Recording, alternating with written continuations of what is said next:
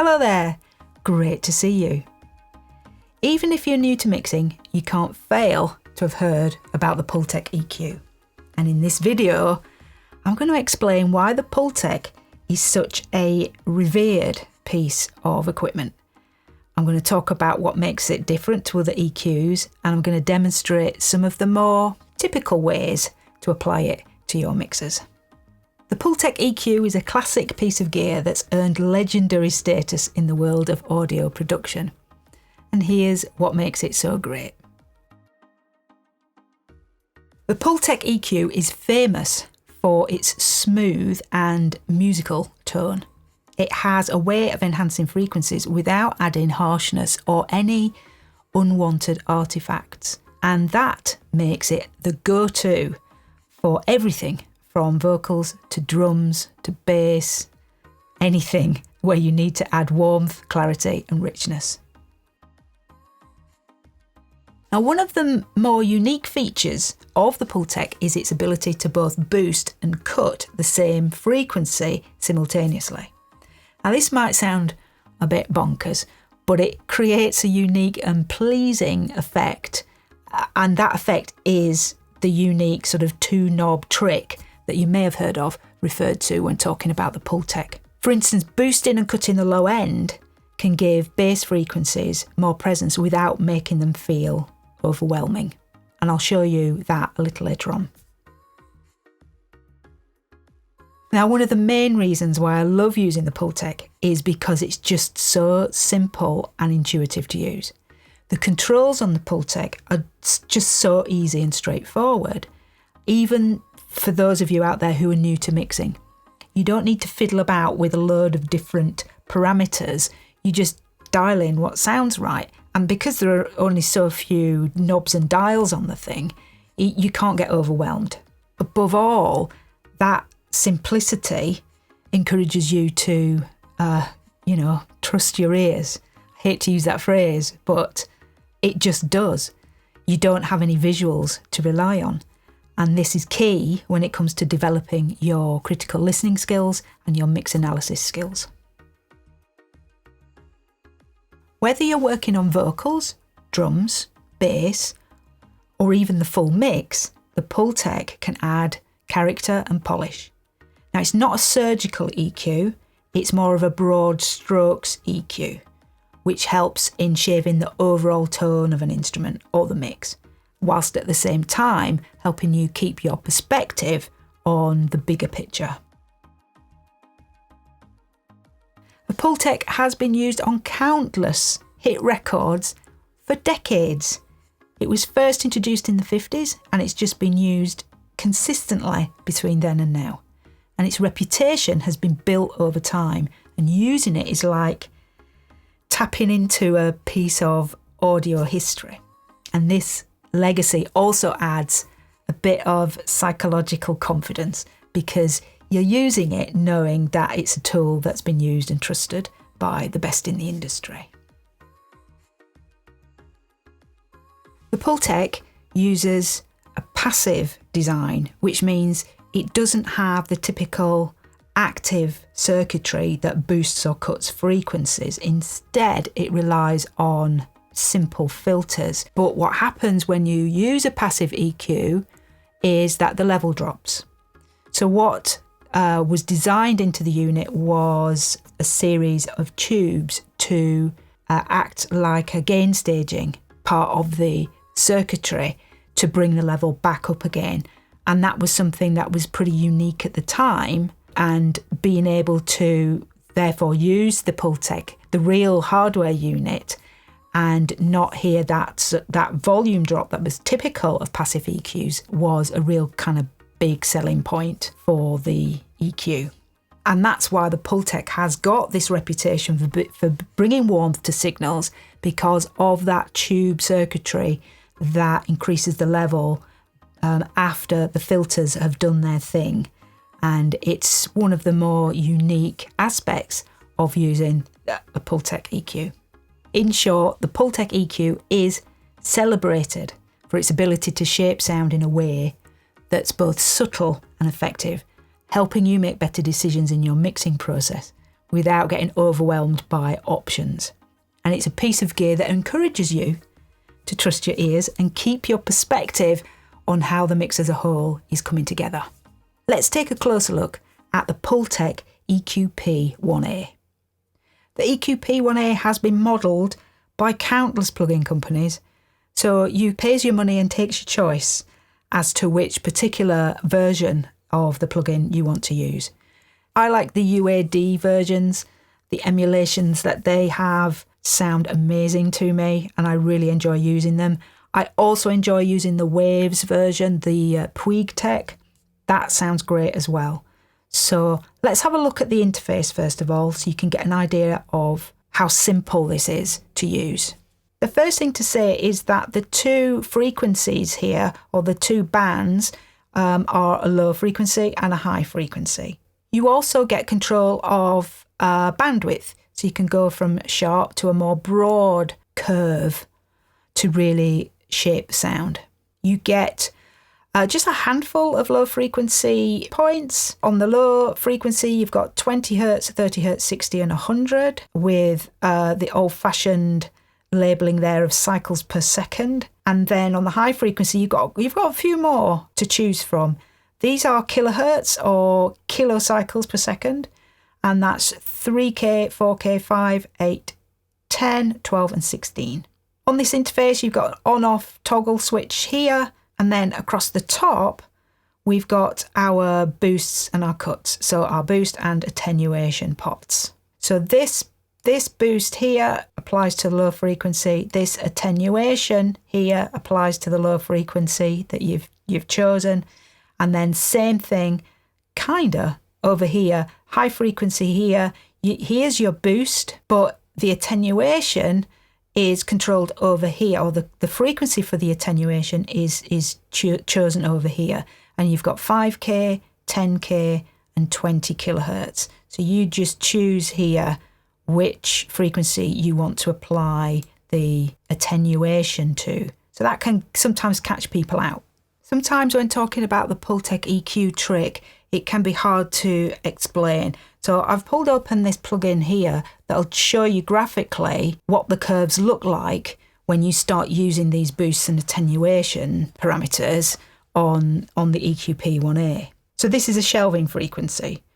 We've got the low frequency set to 100 Hz, and if you are to boost, you can see how gentle that curve is there, and the curves that this EQ create are so gentle like this. This is why it's often described as sounding musical and having no artifacts, because of these broad, gentle curves. And so if you were to attenuate the low frequency at the same time as boosting, you're able to control this shelf and turn it more into something that looks like this. And what you get is this dip before the shelf boost, and that can give you a real sort of a tighter sound, something that's more focused and defined. And it's often used in situations where you're EQing a kick drum or a bass guitar. So that's hopefully helps you visualize in your head what's going on when you boost and cut the same frequency on the Pultec. It's funny to think that in the actual manual for this EQ, they advise against doing this, but it seems to be one of the more popular ways that people have used it as the decades have gone on. So if I bring back the attenuation down to its 0 point, you see that the curve on the boost gets greater and applies more gain to the lower frequencies there. Okay, so you can imagine that when you're using this EQ and relate it to what you're hearing. Switching the frequency down to 60, down to 30, even down to 20. Such a broad curve, it gives a really smooth result. So then if we look at the high frequency, so we've got a 10K shelf or 10K selected here, and if we boost, here's 10K, but look at this broad boost. You start boosting way before 10K, almost at sort of 8 or 700 Hertz it starts to increase. So again, this is why this thing sounds so musical, because it's so broad. You just don't get the artifacts that you can if you use steeper curves. And it's doing a kind of a round off here at the top. If we were to choose, say, 5K here on the attenuation selection and start to attenuate 5K, you can see how you can get such another interesting shape. That's very similar to what we were getting with the low frequencies. We're getting that dip before we get the boost. You can get really creative with some of the EQ tones you can create in the Pultec. Changing that attenuation selection to 10, and you can see how it changes the dip there, and to 20 as well. So that is, I hope, given you a visual way to think about what's happening when you use the dials on this EQP1A. A great application for the EQP1A is on your mix bus. So let's have a look at that. I'll start with it bypassed and then I'll switch it in. Notice though that there are no boosts and no cuts here. All we're doing is just passing signal through this emulation, and that in itself has a subtle enhancing quality. You may need some really good headphones or studio monitors to be able to listen closely to this, because it will be subtle. But let's try it out and see if we can hear what this EQP1A can do to a mix bus. She said we're raising money for so and so. They're gonna save us from the politicians, and I'm sure you know what the hell is going on all around the globe. Can we count on you for just a little dough? Okay, I told you it was subtle. Just brings things forward a little bit, and it adds a really subtle warmth. Now, it's worthwhile knowing that what's inherent in the Pultecs were, with that circuitry that I explained earlier on, you do get a lift in volume whenever you run through this emulation. Some emulations bump a little bit more than others. I guess it depends on the box that they've emulated. But it's worthwhile knowing that what you are hearing there as well is around about 1 dB or 1.5 dBs of boost, of gain. And so that is adding to that sense of just making things better. So just bear that in mind. So let's start utilising this EQ. With the typical use on a mix bus with an EQ like this is to boost some lows and to boost some highs. A little bit of shine on top, a little bit more thump in the bottom. So let's play around and see how that sounds. What I'm going to do first is I'm going to start with the low frequencies. I'm going to go to 100 Hertz and I'm going to boost some and go for something that feels a little bit warmer. She said we're raising money for so and so. They're gonna save us from the politicians, and I'm sure you know what the hell is going on all around the globe. So instantly warmer, not boosting huge amounts here. 3 on the dial here. Let's add some shine now, some sheen. She said we're raising money for so and so. They're gonna save us from the politicians, and I'm sure you know what the hell is going on all around the globe. You can hear it brings out the snare, brings out the top, lovely sheen on the vocal. Let me bypass this and bring it in for you. She said we're raising money for so and so. They're gonna save us from the politicians, and I'm sure you know what the hell is going on all around the globe. Can we count on you for just a little dough? Said I think I. Okay, really lovely finishing for a mix is to just use this on the mix bus for a little bit more warmth, a little bit more sheen in it, and it just gives a wonderful non-aggressive boost to those frequencies. So that's my kind of starting point for a mix bus, would be 100 hertz on the low frequency and 10k on the high frequency. You could also hear how those boosts are boosting the level as well. So again, that's another enhancement. What about the vocal? I'll bypass this and then we'll bring it in. The moral to this story must be told. Time is tight. We all get old. You just don't have to buy what you're being sold. Again, the beautiful warmth and a beautiful high sheen. Boosting quite aggressively there, so you can really push this box and it still sounds natural and clean. And that was at 12k and 4 on 100 hertz.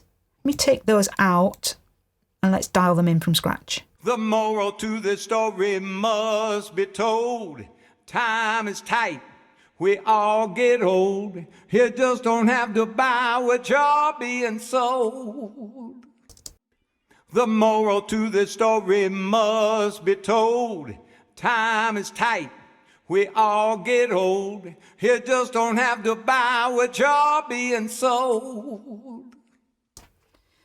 Just sounds beautiful. So it's a wonderful choice of character EQ to add to your vocal chain after you've done all the correction if you need to correct your vocal recording.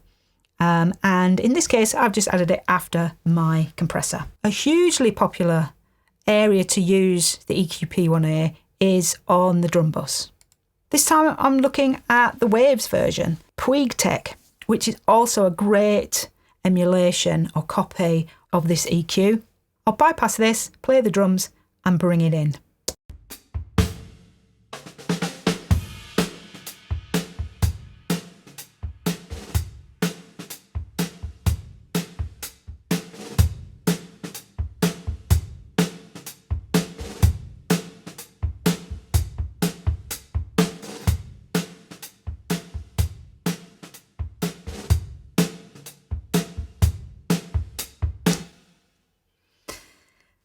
Lovely thump increase for the kick drum, adds a little bit of warm tone to the snare as well, and we get that nice kind of sheen at 8k, which is where I set the high frequency point to.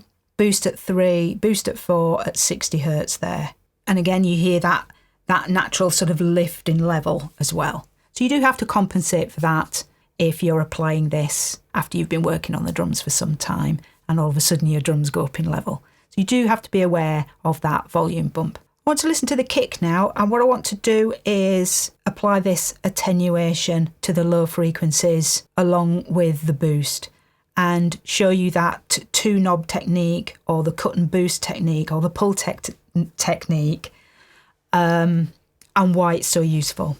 So at the moment I've got this boosted at 4. Let me take it all the way out.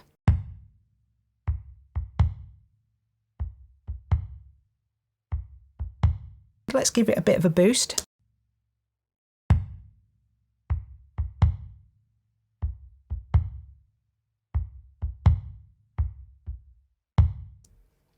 Which is where we had it. Let's apply the attenuation now.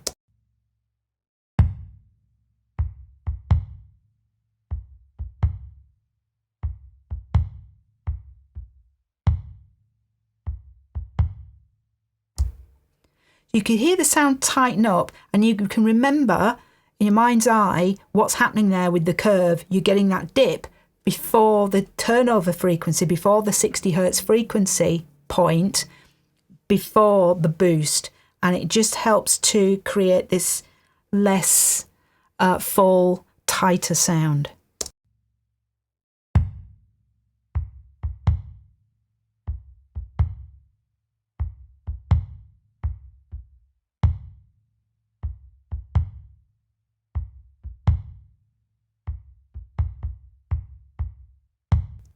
It's really a useful trick. It's great on bass guitar. It's great on kick drum.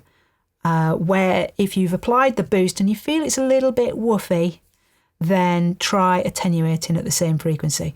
You can play around with that attenuation or that amount of attenuation. It doesn't have to be exactly the same. You know, you would dial it into taste, use your ears. There's nothing here to trick your eyes. So yeah, have fun with that, with the Pultec trick. Also, don't be afraid to try this with lower frequencies on the kick drum. Let's have a go at 30 Hertz here. Thinking about that curve, what's happening when you boost and attenuate at 30 Hertz is you're getting a really nice bump at 80 and you're getting a cut at 200 Hertz. That gives a really great effect, really warm, clean effect on the kick drum. Let's try that out.